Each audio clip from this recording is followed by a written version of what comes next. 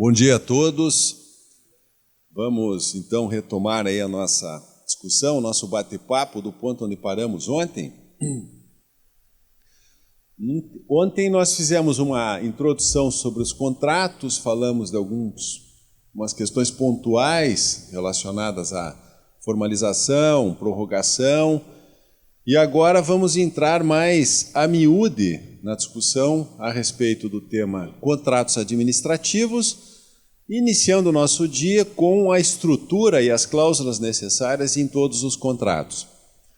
A nossa lei paranaense de licitações e contratos, ela contempla lá no seu artigo 98 algumas informações preliminares a respeito do instrumento contratual. Aqui, a partir de agora, meus caros, nós vamos tratar efetivamente do contrato escrito, do instrumento contratual. Então, observem ali, eu até destaquei alguns pontos desse artigo. O instrumento contratual deve estabelecer com clareza e precisão as condições para sua execução, as cláusulas que definem os direitos, obrigações e responsabilidade das partes, conforme os termos da licitação e da proposta que se vinculem. Então, eu já quero chamar a atenção dos colegas exatamente para a parte final daquele dispositivo ali. Há uma vinculação absoluta, total e plena entre a proposta vencedora da licitação e os termos da própria licitação, que estão consignados no edital. Então, lembram, eu disse ontem, ou na segunda-feira, não foi ontem, eu disse ontem a vocês que não é possível nós licitarmos de uma forma e mais para frente um pouco contratarmos de uma forma diferente. Há uma absoluta vinculação entre a proposta vencedora, o edital da licitação e os termos do contrato que está sendo celebrado com o vencedor do certame.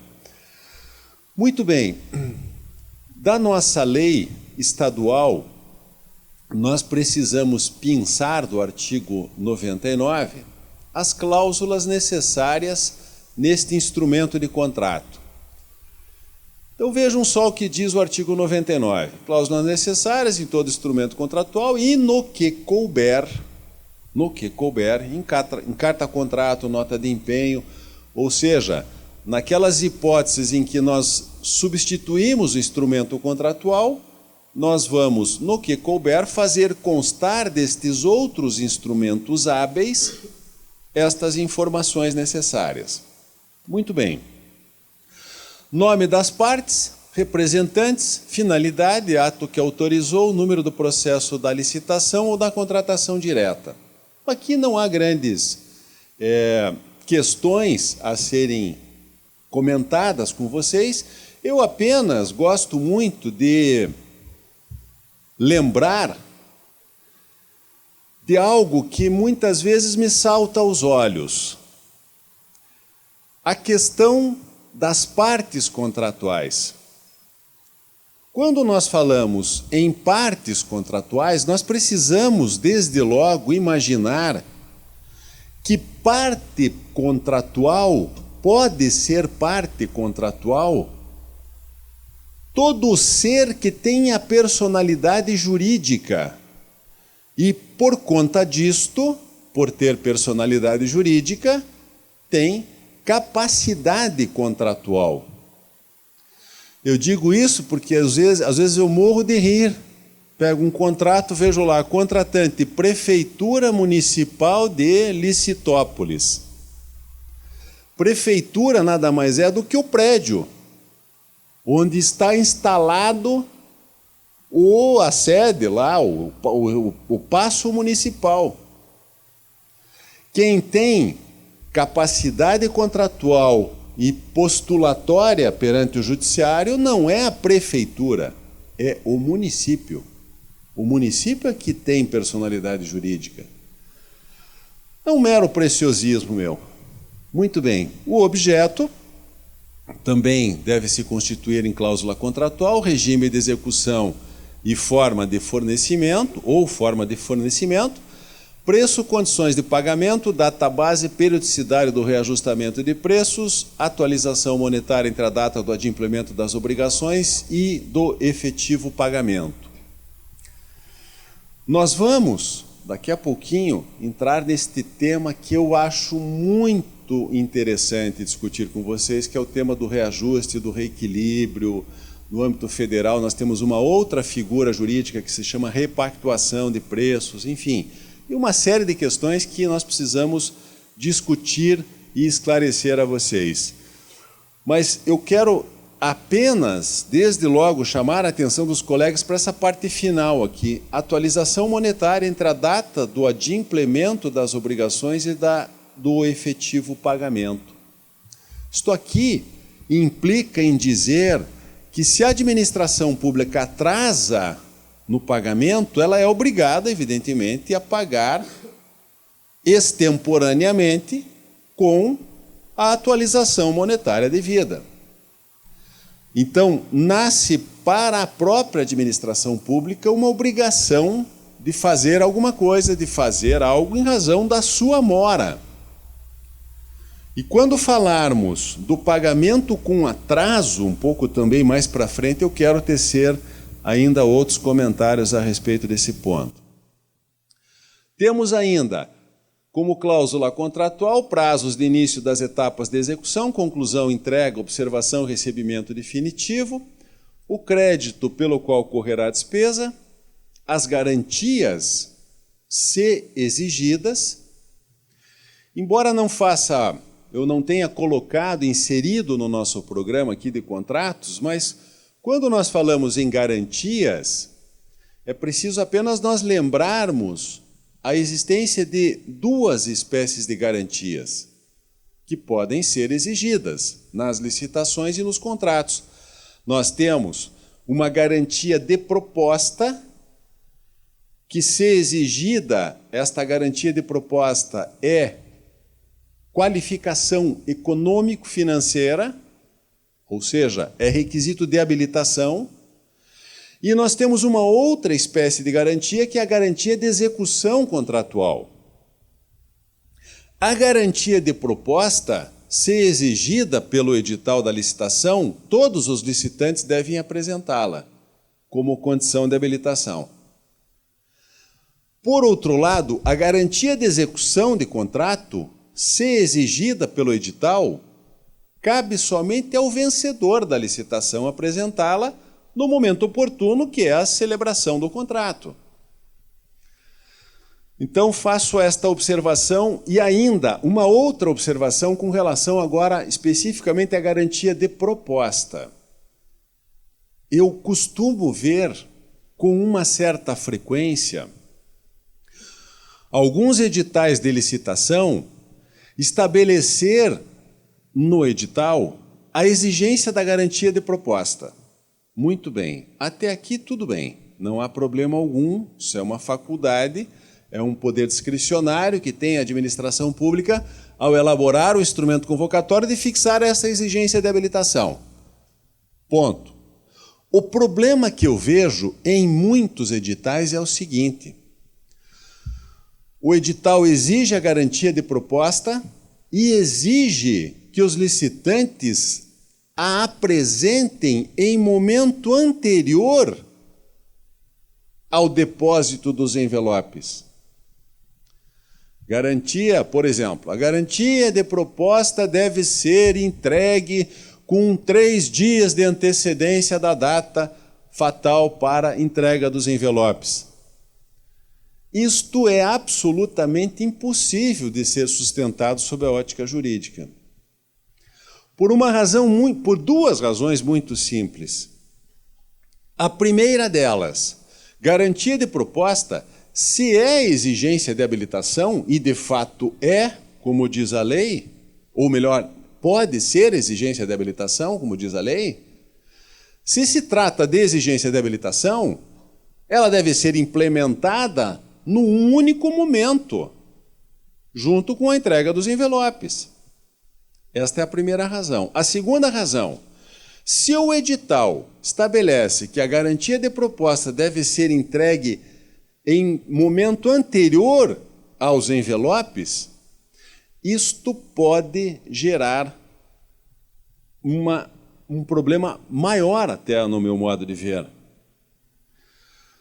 Qual é o problema que pode gerar? Imaginemos que o edital de uma licitação tenha fixado a data de hoje para a apresentação da garantia de proposta e segunda-feira próxima a data para entrega dos envelopes.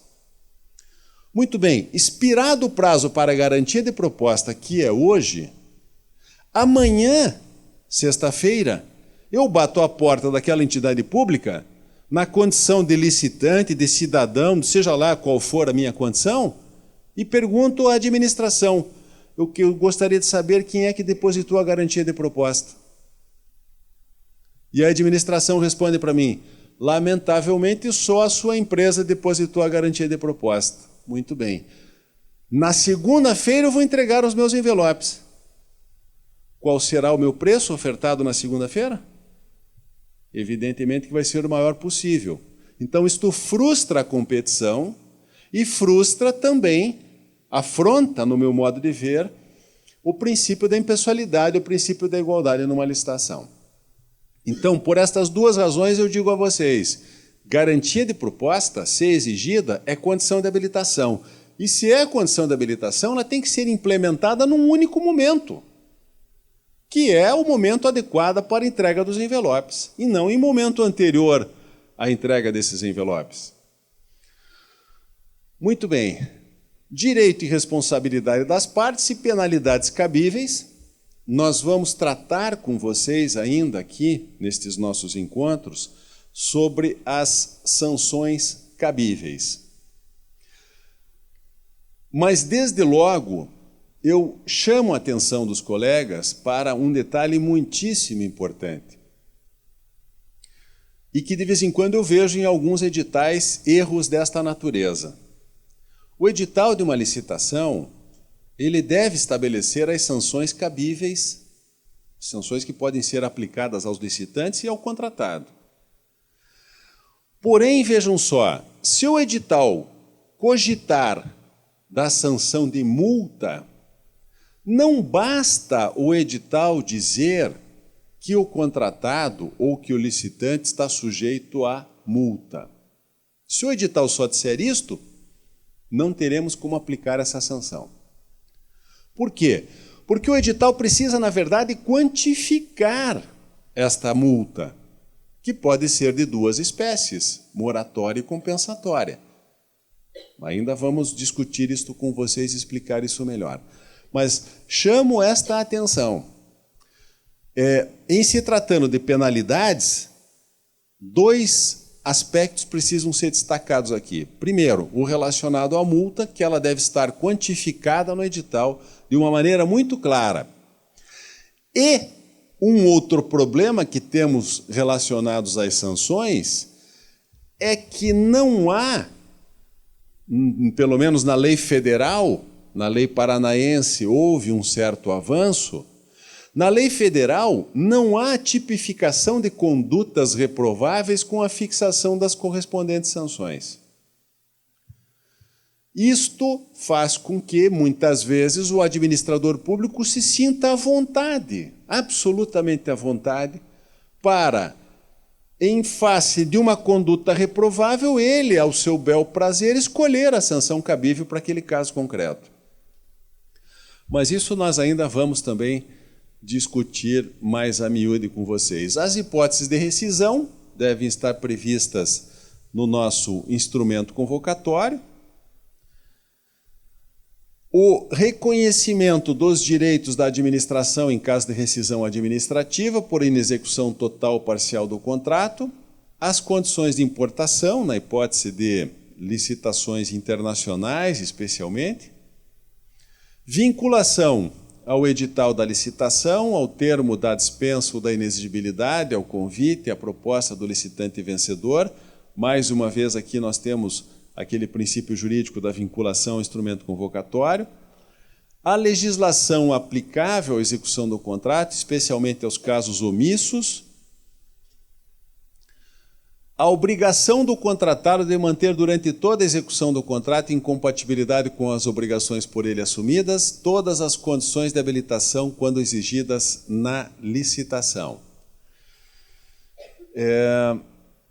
Eu quero também, lembrei agora, de fazer um comentário com os colegas aqui, que é o seguinte: manter as condições de habilitação. Lembrei da habilitação agora e lembrei de um fato. Em 2010, a nossa Lei Federal 8666 sofreu uma modificação. E uma das modificações ocorridas em 2010 foi um acréscimo à regularidade fiscal, às exigências de regularidade fiscal. A partir de 2010, pela Lei Federal, no que toca à habilitação fiscal, agora deve ser exigida a CNDT. A partir de 2010, passou-se a exigir, como regularidade fiscal, também a CNDT, que é a Certidão Negativa de Débitos Trabalhistas.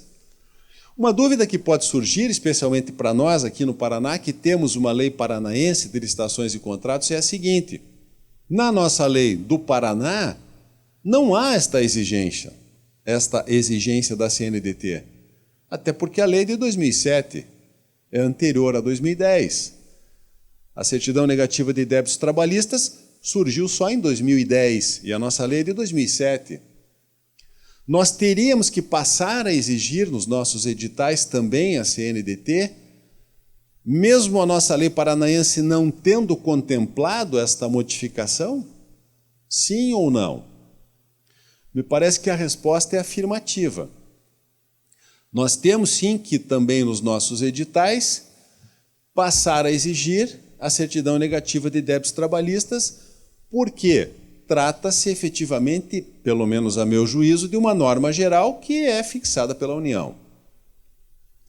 Agora, esta CNDT, eu lembro também agora de um caso que acabou passando pelas minhas mãos, não aqui no tribunal, fora do tribunal, que foi o seguinte, vejam só, que interessante. Esta certidão negativa de débitos trabalhistas, ela é expedida pelo Tribunal Superior do Trabalho. Quem gerencia este cadastro é o TST. Então, existe um cadastro gerenciado pelo Tribunal Superior do Trabalho. Este cadastro é alimentado continuamente, diariamente, por todos os tribunais regionais do trabalho. Então, se hoje, por exemplo, qualquer empresa acessar lá o site do TST e pedir a CNDT, preencha lá um formuláriozinho, o seu CNPJ, e a certidão é expedida online. Esta certidão, uma vez expedida, ela tem validade por 180 dias. Mas vejam que situação curiosa que ocorreu numa licitação do Rio de Janeiro. Houve uma licitação lá numa entidade do estado do Rio e uma das empresas apresentou a CNDT e o seu concorrente, no momento da sessão do julgamento de habilitação, o seu concorrente vira para a comissão e diz assim: opa, espera um pouquinho, essa certidão aqui, embora tenha sido negativa, eu tenho uma outra aqui que eu tirei ontem desta mesma empresa e ela tem situação positiva. Vejam que fato curioso este.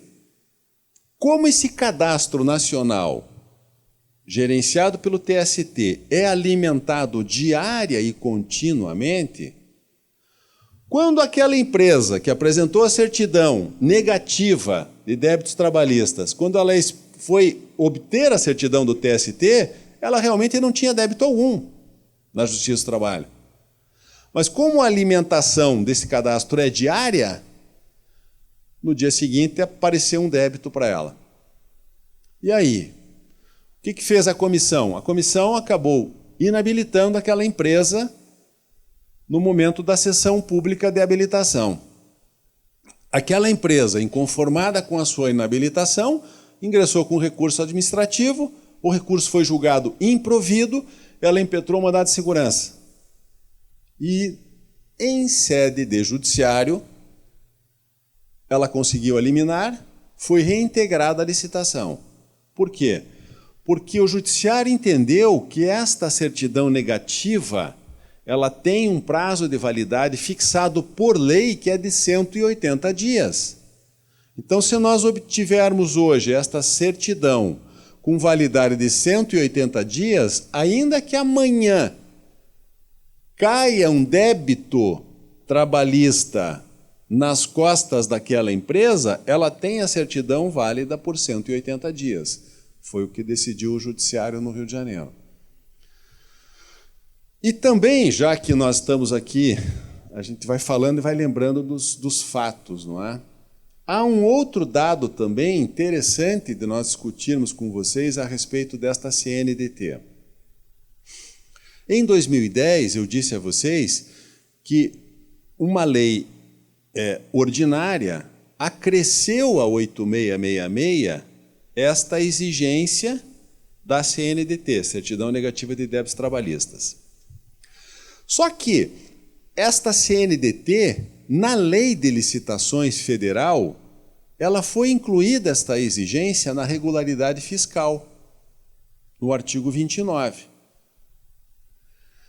A dúvida, meus caros, é a seguinte. A dúvida é a seguinte. Microempresa, Lei Complementar número 123. Um dos benefícios da microempresa na licitação é a possibilidade que ela tem de participar de uma licitação pública, mesmo tendo situação fiscal irregular.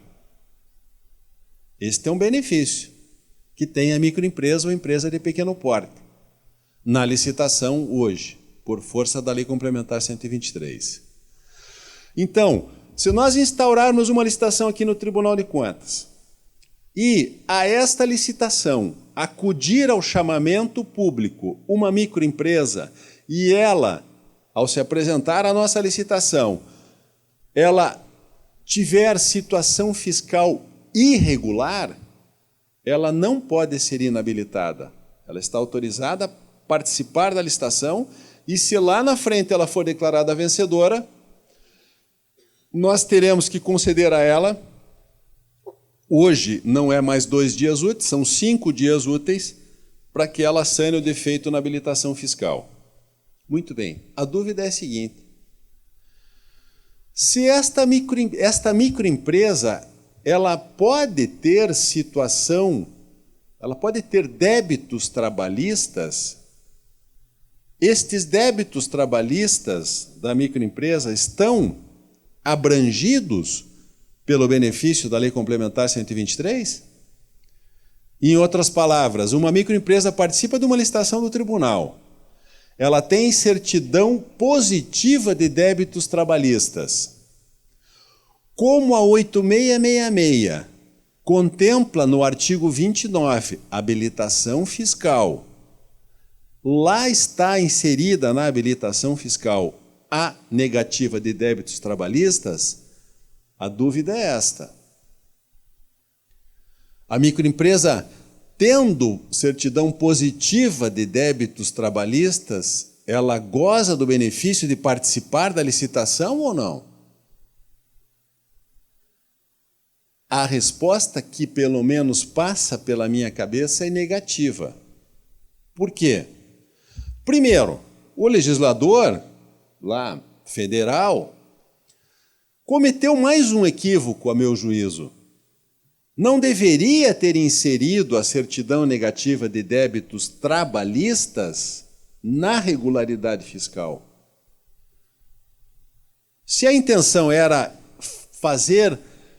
passar a exigir também esta negativa, deveria ter o legislador criado um outro artigo na Lei 8666, 29A, e não incluir a negativa no artigo 29, que trata da regularidade fiscal. E por que eu entendo que a microempresa não tem o benefício da certidão positiva lá, trabalhista, numa licitação? Porque nós precisamos analisar, na verdade, a natureza jurídica da habilitação fiscal e a natureza jurídica dos débitos trabalhistas.